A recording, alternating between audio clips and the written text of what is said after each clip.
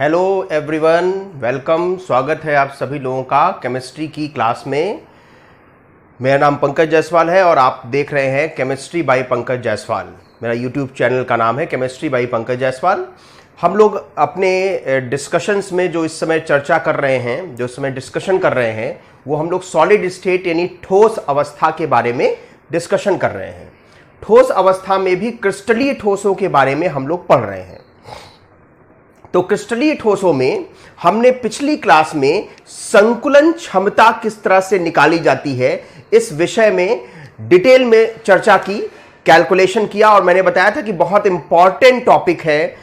Exam में, परीक्षाओं में सवाल पूछे जाते हैं। तो हमने संकुलन क्षमता पर कुछ क्वेश्चन, मैंने संकुलन क्षमता, सरल घन यूनिट सेल, फलक केंद्रित यूनिट सेल, काय केंद्रित यूनिट सेल, इनके संकुलन क्षमता कैसे निकाली जाए ये हमने पढ़ा था। हमने एक क्वेश्चन, आपको पीछे दिख रहा होगा बोर्ड पे, एक क्वेश्चन भी दिया था जो कि जब अभी तक हम लोगों ने जो संकुलन क्षमता निकाली है वो त्रिविमीय संरचनाओं की संकुलन क्षमता ज्ञात की है।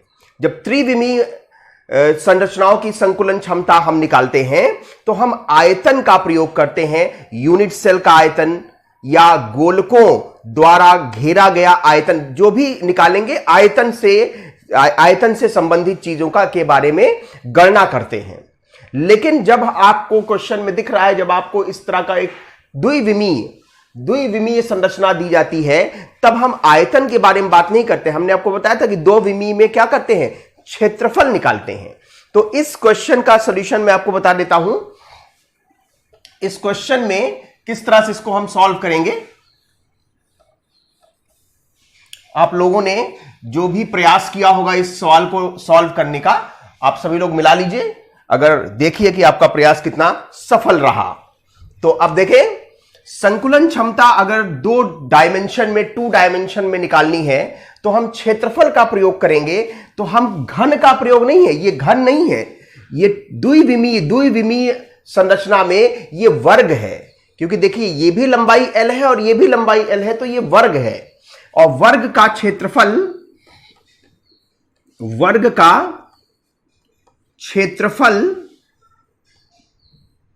L स्क्वायर होता है, क्योंकि लंबाई चौड़ाई दोनों L है तो L स्क्वायर होता है। और L का मान, अब यहां पे देखिए L का मान कितना है, 2R है। इसका रेडियस और इसका रेडियस 2R है। तो 2R का मतलब 2R का होल स्क्वायर, मतलब कि 4R स्क्वायर। जो हम लेते थे यूनिट सेल का संपूर्ण आयतन, उसकी जगह अब हम लेंगे वर्ग का संपूर्ण क्षेत्रफल। तो एक मान आपको यह चाहिए होगा।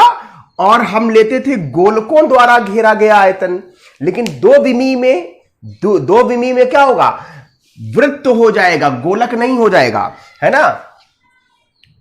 तो देखिए प्रति वर्ग मतलब एक वर्ग में वृत्तों की संख्या।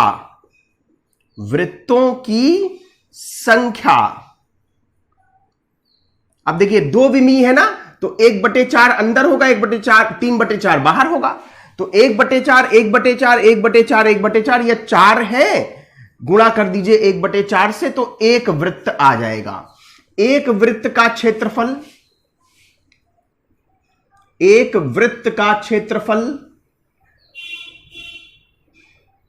पाई R स्क्वायर होता है, ये हमें पता है ना। हम लोग जानते हैं कि वृत्त का क्षेत्रफल क्या होता है, पाई R स्क्वायर होता है, सर्किल का क्षेत्रफल।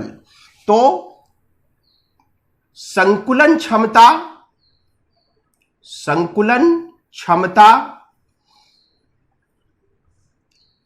वृत्त द्वारा घेरा गया क्षेत्रफल बटे कुल क्षेत्रफल। तो R स्क्वायर से कट जाएगा, तो ये पाई/4 आ जाएगा। पाई का मान 3.14/4, 4 सत्ते 28, 28 निकल गया, 3 बचा, 34 हो गया, 4 अठे 32, है ना, और 4 पंजे 20। यानी कि कितना भाग क्षेत्रफल का कितना % ऑक्यूपाइड है, 78.5% क्षेत्रफल का ऑक्यूपाइड है। मतलब ये वर्ग के अंदर कितना वृत्तों ने कितना क्षेत्रफल जो है घेरा, तो 78.5% क्षेत्रफल घेर लिया और बाकी जो 21.5% जगह है वो खाली रहेगी, वहां पे कोई भी वृत्त आच्छादित नहीं होगा। नोट कर लीजिए, बहुत अच्छा सवाल था इसलिए हमने लगवाया। ये क्वेश्चन आईआईटी में पूछा गया है, वो भी एडवांस में, तो इसलिए मैंने लगवा दिया। सॉल्व कर लीजिए इसको, तो आगे बढ़ते हैं। चलिए आगे चलते हैं। अब एक और यूनिट सेल है जिसका हमें संकुलन क्षमता ज्ञात करनी है। यह भी आईआईटी में ही पूछा गया सवाल है, इसलिए मैं इसके विषय में चर्चा कर रहा हूं। किताबों में आपके इसके बारे में कोई भी डिटेल नहीं है। HCP unit cell, HCP unit cell थोड़ा बड़ा कैलकुलेशन है, ध्यान से समझने की कोशिश करिएगा, और नहीं समझ में आए तो कोई समस्या नहीं, कुछ चीजें याद करनी है वो याद कर लीजिएगा, है ना। याद करके ही काम चल जाए तो क्या जरूरत है सॉल्व करने की। कोई डेरिवेशन आपका नहीं पूछा जाएगा इससे संबंधित, ठीक है। तो चलिए, एचसीपी यूनिट सेल हमने आपको बना के भी दिखाया था। एक छोटा सा एचसीपी यूनिट सेल बना लेते हैं।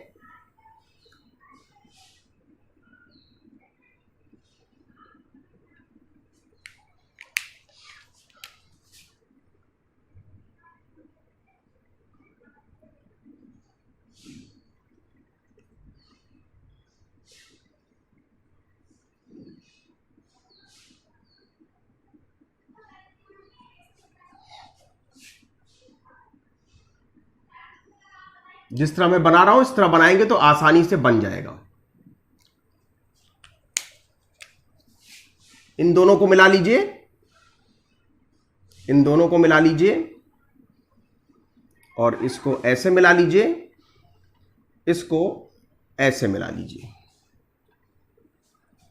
ये एचसीपी यूनिट सेल, इसमें जो अवयवी कण हैं, गोलक हैं, वो सभी कोनों पर हैं। एचसीपी यूनिट सेल जैसा बताया था वैसा ही है।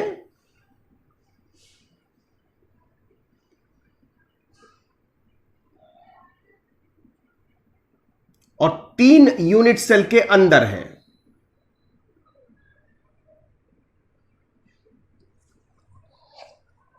और 2 फलक के केंद्रों पर है। तो देखिए, इस यूनिट सेल का पहले आयतन निकालना होगा, क्योंकि हम संपूर्ण यूनिट सेल का आयतन निकालते हैं, तब गोलकों द्वारा घेरा गया आयतन निकालते हैं, तब हम संकुलन क्षमता निकालते हैं। तो इस यूनिट सेल का आयतन क्या होगा? इस यूनिट सेल का आयतन होगा इसका बेस एरिया। बेस एरिया मतलब इसके जो तल है, तल का क्षेत्रफल, तली का क्षेत्रफल और गुणे ऊंचाई, है ना। तो तली का क्षेत्रफल क्या कैसे निकालेंगे? तल का क्षेत्रफल कैसे निकालेंगे? पहले तो यही निकालना होगा। तल का क्षेत्रफल कैसे निकालेंगे? देखिए ध्यान से समझिएगा। तल का क्षेत्रफल अगर देखें, अगर ये सभी गोलकों की बात करें तो ये सभी गोलक एक दूसरे को आपस में छूते हैं, टच करते हैं। तो अगर आप देखें तो यहां से गिने 1 2 3 4 5 6 समबाहु त्रिभुज हैं इसके अंदर, क्योंकि देखिए सभी एक दूसरे को छू रहे हैं। तो इससे इसकी दूरी कितनी हुई? इसका रेडियस प्लस इसका रेडियस 2r। ये भी इसको छू रहा है तो ये भी 2r, ये भी छू रहे हैं 2r 2r 2r, ये वाला केंद्र वाले को छू रहा होगा तो ये भी 2r, ये भी 2r, ये भी 2r, ये भी 2r, ये भी 2r, ये भी 2r, सब 2r है ना। तो तली का जो क्षेत्रफल होगा वो होगा 6 गुणे समबाहु त्रिभुज का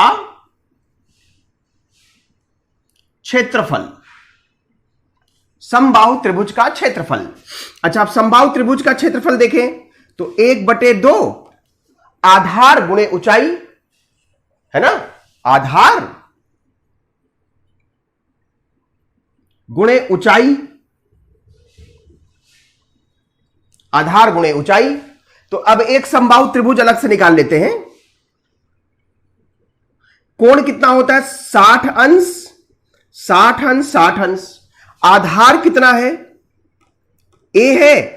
ऊंचाई ये भी देखिए, ये भी दूरी ए है, ये दोनों दूरी ए है, और ये कोण 60 अंश का है। थोड़ा बड़ा बना लेते हैं, समझना है हम लोगों को।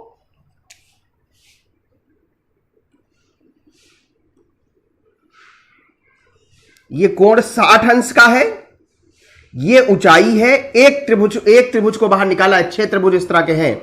ये आधार है ए, और ये भी दूरी ए है। तो ऊंचाई क्या होगी? ये मान लो ए, ये मान लो बी, ये मान लो सी। तो ऊंचाई क्या होगी? ऊंचाई देखिए, ये cos 60 अंश का मान निकाला जाए, अगर यहां पे cos 60 डिग्री का मान निकाला जाए तो आधार बटे ऊंचाई होगा। तो आधार ए है और ऊंचाई ये वाली है, सॉरी ये देखें, 60 डिग्री का मान sin 60 से निकालेंगे, है ना, क्योंकि लंबाई लंब चाहिए, sin 60 डिग्री। तो sin 60 लंब बटे कर्ण, लंब बटे कर्ण। तो लंब जो है वो है AB और कर्ण जो है वो है A। तो AB का मान कितना होगा? ऊंचाई का मान कितना होगा? A sin 60 degree. तो ये देखिए 6 गुणे 1/2, आधार है A, है ना, ये दूरी है A बराबर 2r। आधार गुणे ऊंचाई, ऊंचाई A sin 60 डिग्री। अब इसको रफ कर देते हैं। ये हमने एक त्रिभुज को अलग से निकाल लिया था, केवल समझाने के लिए था वो। तो ये देखें, ये 6 इंटू 1/2 a स्क्वायर हो जाएगा। अब a का मान 2r है, तो 2r का मतलब 4r स्क्वायर हो जाएगा, और sin 60 डिग्री का मान √3/2 हो जाएगा। सही है। अब देखें, ये 2 से 4 कट जाएगा तो यहां आएगा 2, ये 2 से ये 2 कट जाएगा, है ना। तो अब बचा क्या? ये 2 कट गया, ये भी 2 कट गया, ये 4 कट गया, तो ये 6√3r स्क्वायर, ये क्षेत्रफल आया यूनिट सेल के तल का क्षेत्रफल। तल का क्षेत्रफल निकाल लिया हम लोगों ने। अब इसके बाद चर्चा करते हैं इसकी ऊंचाई कैसे निकाली जाए। हमने आपको बताया था कि HCP में जो पहला परत बनता है, पहली परत, उसमें जो केंद्र का जो गोलक है वो आसपास के 6 गोलकों के टच में रहता है। ये केंद्र का गोलक है, ये आसपास के 6 गोलक के टच में रहता है। नीचे की परत में वो 3 गोलकों के टच में। कैसे? देखो, समझो, 1 गोलक, 2 गोलक, 3 गोलक, बीच में गड्ढा बना, उस गड्ढे में ये बीच वाला गोलक फिट होगा, और नीचे के गड्ढे में ये वाला गोलक फिट होगा, और ये जो ऊपर के गोलक और नीचे के गोलक फिट होंगे, ये सब मतलब ये सभी 6 गोलक, ये 3 गोलक, ये सभी 6 के साथ 6-7 गोलक जो है, ये 7 गोलक, ये 7 गोलक, ये तीनों के साथ टच में रहेंगे। तो जरा सा देखिए, ऊंचाई निकालनी है।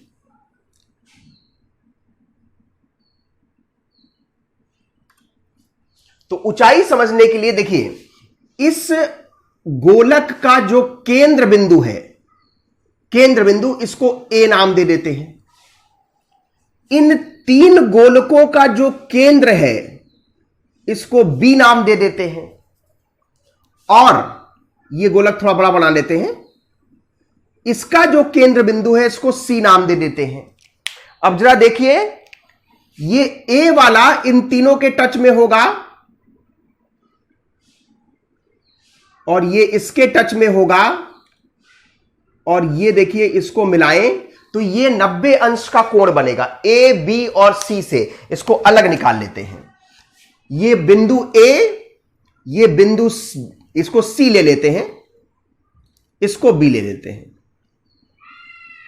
बिंदु A, बिंदु C, और यहां पे कहीं बिंदु B। तो ये देखो, बिंदु C और A, B ये टच में है, ये आपस में टच में है, ये वाले, ये ऊंचाई का आधा है। यानी यूनिट सेल की ऊंचाई क्या होगी? देखो, यूनिट सेल की जो ऊंचाई होगी वो यहां से लेकर यहां तक की दूरी होगी ऊंचाई। लेकिन हम आधी दूरी निकाल रहे हैं। AC मतलब यूनिट सेल की ऊंचाई का आधा है ना। तो ये दूरी हमें निकालनी है। ये दूरी A और C की दूरी अगर आ जाएगी, उसको दोगुना कर देंगे तो पूरे यूनिट सेल की ऊंचाई आ जाएगी। अब देखिए, ये A वाला B के संपर्क में है तो ये मान तो A है, लेकिन ये मान अगर हम X मान लें तो X का मान आपको निकालना होगा। X का मान कैसे निकलेगा? तीनों गोलकों के केंद्र बिंदु से किसी गोलक के बीच की दूरी। तो ये मान लीजिए दूसरे लेयर में ये 3 गोलक, पहले गोलक का केंद्र बिंदु, दूसरे गोलक का केंद्र बिंदु, तीसरे गोलक का केंद्र बिंदु, इन तीनों को मिला लें, एक समबाहु त्रिभुज बनेगा। ये A, ये A, ये A, सभी एक दूसरे के संपर्क में है ना। अब इसका केंद्र बिंदु ये C वाला बिंदु ये यहां पे है, ये C 60 डिग्री कोण होगा। अब इससे अगर यहां पे केंद्र को मिलाया जाए तो केंद्र पर जब मिलेगा तो ये 120 डिग्री हो जाएगा। और cos 120 डिग्री का मान होता है cos 120 डिग्री। ये दूरी है x, ये दूरी है x, ये वाला x। तो दोनों जो संबंधित भुजाएं हैं त्रिभुज की, त्रिभुज 120 डिग्री का मान निकाल रहे हैं ना, तो इससे संबंधित भुजाएं ये x और ये x, तो इन दोनों की स्क्वायर का सम माइनस, थोड़ा सा जगह कम पड़ रही है, थोड़ा जगह ले लेते हैं। cos 120 डिग्री का मान होगा x square plus x square, और सामने की भुजा के स्क्वायर को घटा देंगे यानी कि a स्क्वायर, और 2x इंटू x यानी x स्क्वायर। cos 120 अंश का मान होता है 1-1/2, तो ये हो गया 2x square minus a square upon 2x square.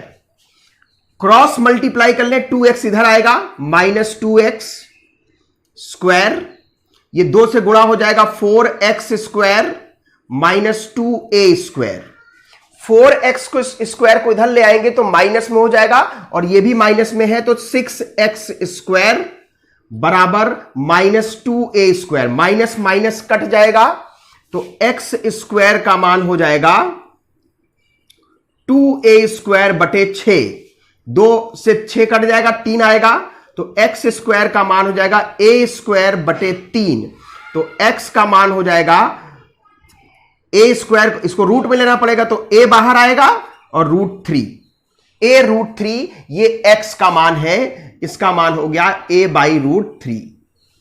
ठीक है, तो अब ये a है और ये a/√3 है, तो इस दूरी का मान निकालना है ना। तो अब हम लोग इस दूरी का मान कैसे निकालें, पहले इतना नोट कर लीजिए, उसके बाद हम इसको इस त्रिभुज में आते हैं। नोट करिए इसको।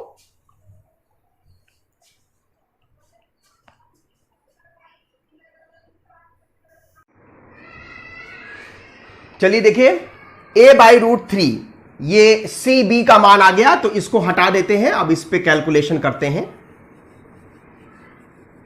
x का जो मान आ गया उसके आगे देखिए, इस त्रिभुज में AC/AB स्क्वायर, A से B स्क्वायर बराबर AC square plus CB square.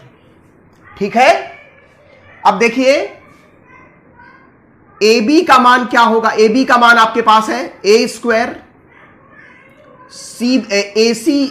AC square का मान चाहिए हमको, और CB स्क्वायर का मान है a/√3, तो a स्क्वायर बाई 3, स्क्वायर कर देंगे ना, तो AC का मान, AC स्क्वायर का मान a square minus a square by 3, ये देखिए आएगा 3 एलसीएम आएगा, और 3a square minus a square 2a square, तो AC का मान हो गया √2/3a।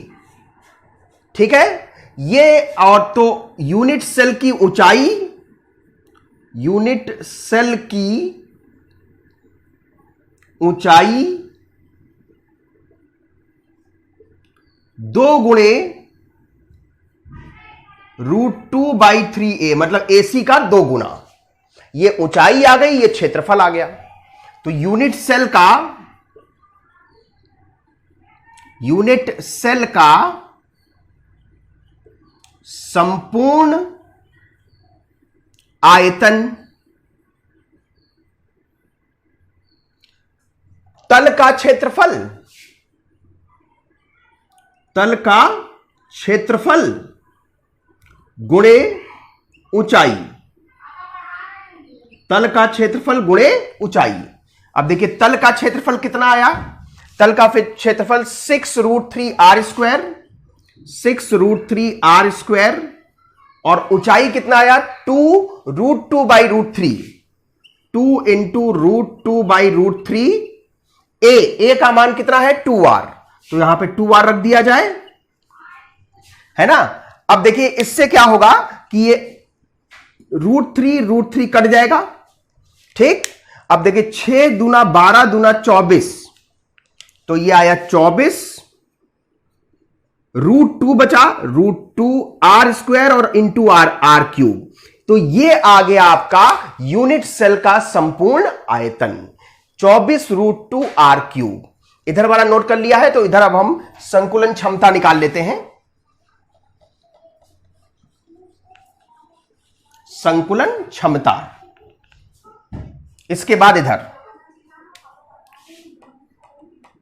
संकुलन क्षमता।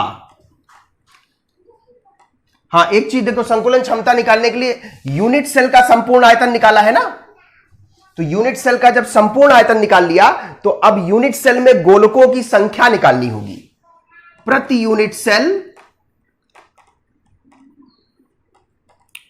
यूनिट सेल गोलकों की संख्या, तो ये तो आप जानते हो 12 कोने हैं जिसका योगदान होता है 1/6, 2 फेस सेंटर है 1/2 और 3 अंदर हैं तो आएगा 6। तो 6 गोलकों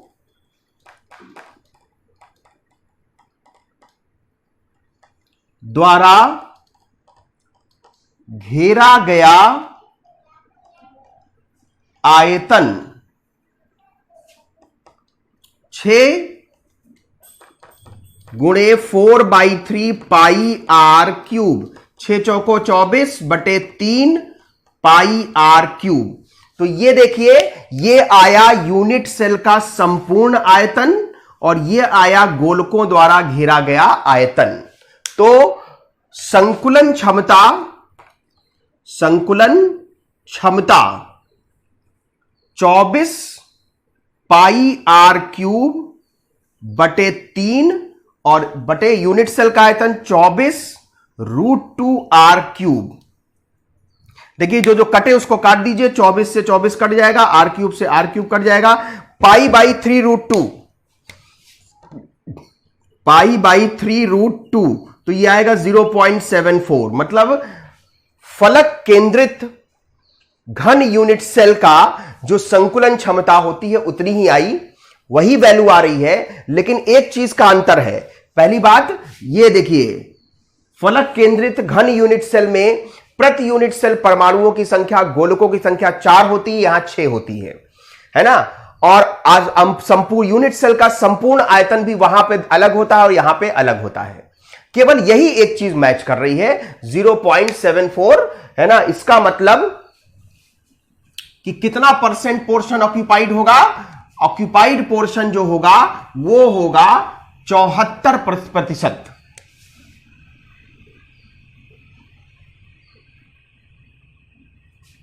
ये होगा 74%।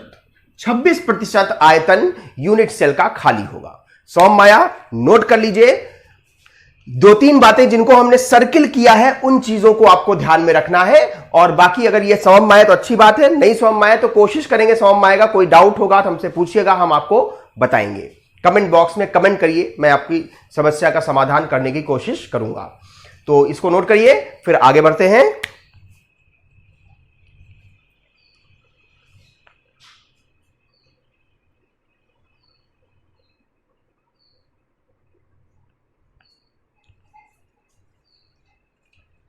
चलिए अगले टॉपिक पे आते हैं।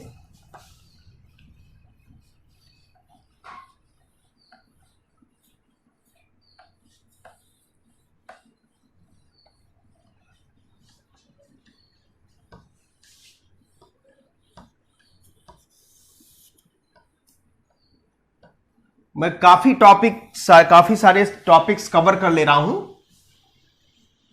हालांकि जो अभी मैंने आपको बताया ये आपके बोर्ड परीक्षाओं में नहीं पूछे जाएंगे, है ना।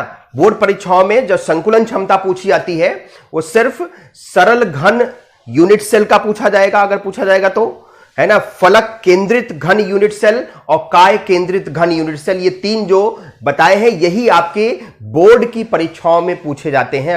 अगर बोर्ड परीक्षा में कोई क्वेश्चन आता है संकुलन क्षमता से तो इन्हीं तीन टॉपिक पे आएंगे, और बाकी जो मैंने क्वेश्चन कराया ये आपके कंपटीशन लेवल का है ना। और जो ये एचसीपी बताया ये भी आपके कंपटीशन लेवल का है, ये आपकी बोर्ड परीक्षाओं में नहीं आएंगे। अब आइए अगले टॉपिक पे चलते हैं, रिक्तियों की त्रिज्या। रिक्तियों की त्रिज्या।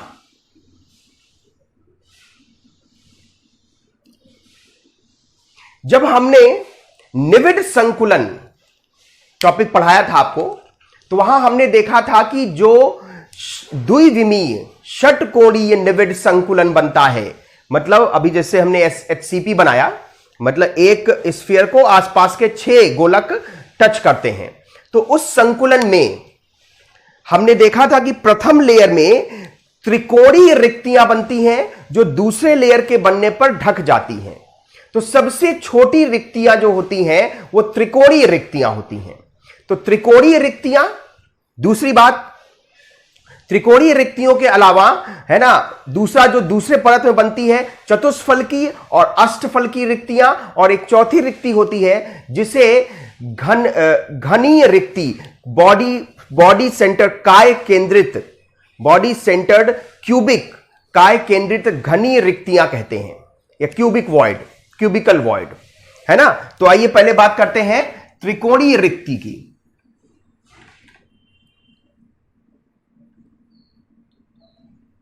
त्रिकोणीय रिक्ति की बात करते हैं।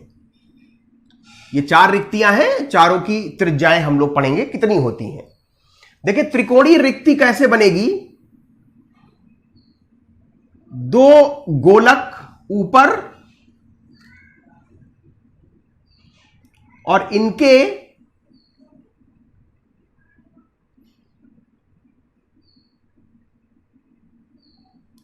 डिप्रेशन में एक तीसरा गोलक। अब ये बीच में जो रिक्ति छोटी सी बनी, यही आपकी त्रिकोणीय रिक्ति है, ठीक। तीनों को सेंटर लेकर के एक समबाहु त्रिभुज बन जाएगा,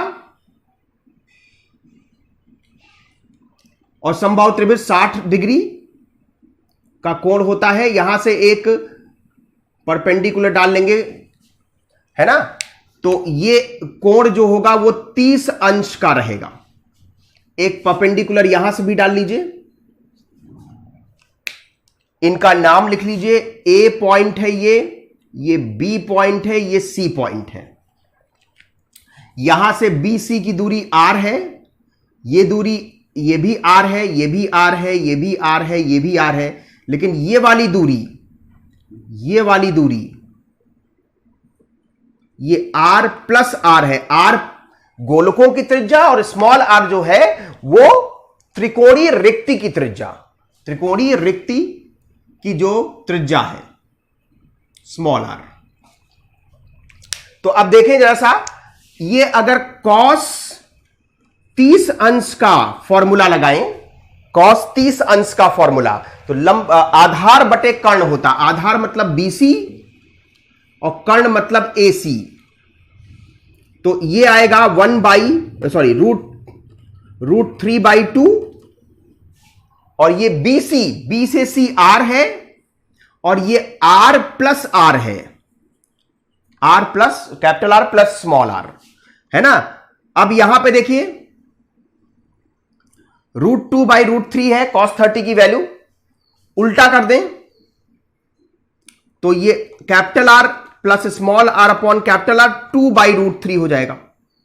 ये R/R होगा तो 1 हो जाएगा, और ये small r upon capital R होगा, है ना। तो 2/√3,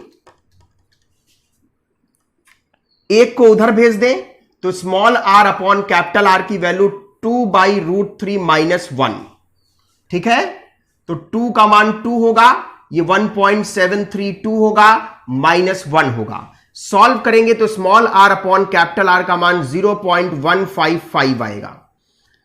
तो ये स्मॉल r त्रिकोणीय रिक्ति की त्रिज्या है, कैपिटल R गोलकों की त्रिज्या है। तो त्रिकोणीय रिक्ति की त्रिज्या गोलकों की त्रिज्या का 0.155 गुना होती है। यह है एक त्रिकोणीय रिक्ति की त्रिज्या, नोट कर लीजिए। इसके बाद दूसरी जो रिक्ति है वो है चतुष्फलकी रिक्ति।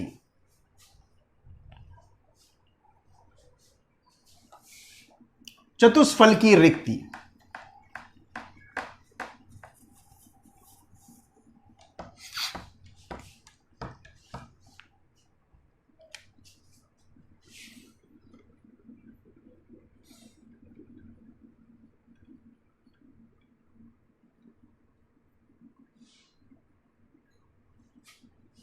की त्रिज्या,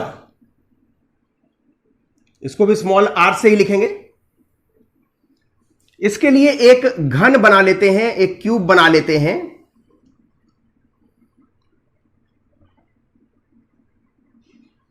इनमें इन चीजों के कैलकुलेशन में जिन बातों की हमें जरूरत है वो हम पहले ही पढ़ चुके हैं। जैसे विकर्ण की हम बताएं, हमने आपको बताया कि घन में दो तरह के विकर्ण होते हैं, एक फलक का, एक जो है फलक विकर्ण होता है और एक काय विकर्ण होता है। फलक विकर्ण हमने बताया √2a होता है और काय विकर्ण √3a होता है। तो अब देखिए, एक यहां पर बॉडी के सेंटर पर काय केंद्र पर एक चतुष्फलकी रिक्ति है और जो परमाणु है वो यहां पर है, कोनों पर है। ये 4 परमाणुओं से घिरा हुआ, 4 गोलकों से घिरा हुआ है। तो यहां से देखिए, यहां से इस दूरी को बनाया जाए तो ये √3a है क्योंकि काय विकर्ण की लंबाई है ना। लेकिन हमारा जो चतुष्फलकी रिक्ति है वो आधी दूरी पर ही मिल गया। अगर ये a है, ये b है, ये c है, तो AC की जो लंबाई है वो √3a है, √3a। और इसमें इसकी त्रिज्या और इसकी त्रिज्या, तो a की त्रिज्या जो होगी वो कैपिटल R होगी और इसकी त्रिज्या जो होगी वो स्मॉल r होगी। ठीक है, अच्छा। और ये फलक के विकर्ण की लंबाई हम जानते हैं, फलक के विकर्ण की लंबाई a b c, इसको d ले लीजिए। तो AD का मान कितना होता है, √2a होता है। और ये सभी एक दूसरे के संपर्क में होंगे। 4 गोलक है, चतुष्फलकी संरचना है ना, चतुष्फलकी संरचना में सभी गोलक एक दूसरे के संपर्क में रहेंगे। तो संपर्क में रहेंगे तो इसका रेडियस प्लस इसका रेडियस मतलब 2r। हाँ, ये देखिए √3a का मान यहां पर देखें, इसका रेडियस, इसका डायमीटर और इसका रेडियस, तो r plus 2r plus r। तो ये दो बाहर ले लें, capital R plus small r की वैल्यू √3a होगी। तो ये √2a है, ये √3a है। भाग दे दीजिए फ्रॉम इक्वेशन 2 डिवाइडेड बाई 1, तो ये √3a बटे √2a, इनका मान आएगा 2r plus r upon 2r। ये 2 से 2 कट गया, r plus r upon r मतलब r बटे r प्लस स्मॉल r बटे कैपिटल R। तो 1 प्लस स्मॉल r बटे कैपिटल R, ये a से a कट गया तो √3 बाई √2। तो small r upon capital R का मान कितना होगा, √3 बाई √2 माइनस 1। √3 कॉमन हो गया है ना, और यहां पे √2 कॉमन हो गया, √3 माइनस √2। तो ये small r upon capital R का मान मैं डायरेक्टली लिख दे रहा हूं। इनका मान लिखोगे, √3 का मान 1.732, √2 का मान 1.414, मान रखोगे, घटाओगे, भाग दोगे तो 0.225 आएगा, है ना। तो स्मॉल r का मान 0.225 कैपिटल R होगा। तो ये एक चतुष्फलकी रिक्ति की त्रिज्या है। नोट करिए, वो वाला त्रिकोणीय वाला कितना था, 0.155 था, ये थोड़ा बड़ा हो गया।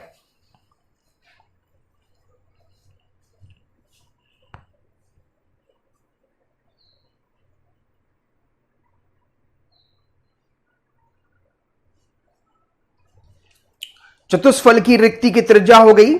अब इसके बाद जो है अष्टफल की रिक्ति की त्रिज्या।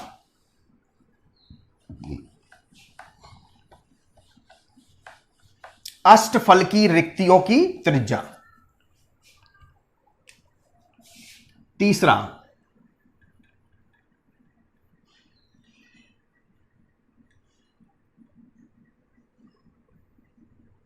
अष्टफल की रिक्तियां मतलब 6 गोलकों से घिरी होंगी।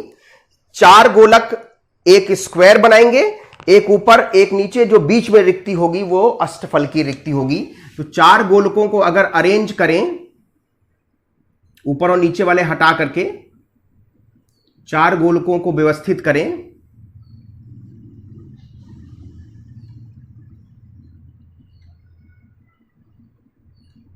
ये 4 गोलक, और बीच में जो रिक्ति बनी बड़ी सी, वो अष्टफल की रिक्ति है। क्योंकि स्क्वायर है तो केंद्रों से जब हम केंद्रों को केंद्रों से मिलाएंगे तो 90 अंश का कोण बनेगा। ये 90 अंश का कोण, ये 45 डिग्री। यहां से एक परपेंडिकुलर ड्रॉ कर लेंगे, ऊपर वाले बिंदु को A ले लेंगे, इसको B ले लेंगे, इसको C ले लेंगे। तो बिल्कुल वैसे ही जैसे पहला वाला सॉल्व किया था, cos 45 डिग्री का मान क्या होगा, लंब आधार बटे कर्ण, आधार मतलब BC बटे कर्ण मतलब AB। BC का मान कैपिटल R है और AB का मान capital R plus small r। उल्टा कर ले तो capital R plus small r upon capital R, ये मान भी रख लीजिए पहले, 1/√2 R plus R upon R plus R। उल्टा कर लीजिए, R प्लस R बटे कैपिटल R का मान √2। इससे क्या निकल के आएगा, इससे 1 plus R upon capital R आएगा, √2। इससे क्या निकल के आएगा, एक उधर भेज देंगे तो small r upon capital R का मान √2 माइनस 1 हो जाएगा। इधर वाला रफ करके इधर ही बता दे रहे हैं। इसके बाद ऊपर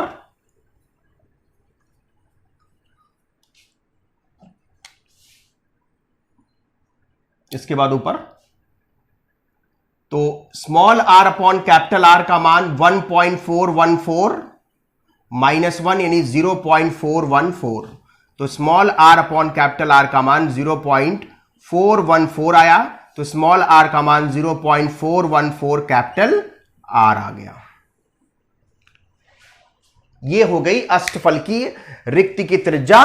और इसी में एक छोटा सा टॉपिक है, वो भी मैं डायरेक्ट लिख दे रहा हूं, है ना। घनीय रिक्ति की त्रिज्या सबसे बड़ी होती है, यह होगा R equal to 0.732 capital R। यह केवल जान लीजिए, इसके डेरिवेशन की जरूरत नहीं है। तो यह हमने रिक्तियों की त्रिज्याओं के बारे में आज अध्ययन किया, है ना। आशा है आप लोगों को समझ में आएगा। थोड़ा मैंने जल्दबाजी में बताया क्योंकि ये जो वैल्यूज है वो इंपॉर्टेंट है, डेरिवेशन की जरूरत नहीं है। हालांकि एनसीईआरटी में एक क्वेश्चन है लेकिन उतना खास इंपॉर्टेंट नहीं है, ये परीक्षाओं में उतना पूछा नहीं जाता, लेकिन प्रतियोगी परीक्षाओं की दृष्टि से ये बहुत महत्वपूर्ण है। तो ये टॉपिक समझ लिया। अगली क्लास में हम लोग चर्चा करेंगे कि आयनिक क्रिस्टल की संरचनाएं कैसी होती हैं और इन रिक्तियों की त्रिज्याओं का वहां पे क्या रोल है। तो ये बहुत महत्वपूर्ण, बहुत इंपॉर्टेंट टॉपिक है। तो अगली क्लास में इस पर चर्चा करेंगे।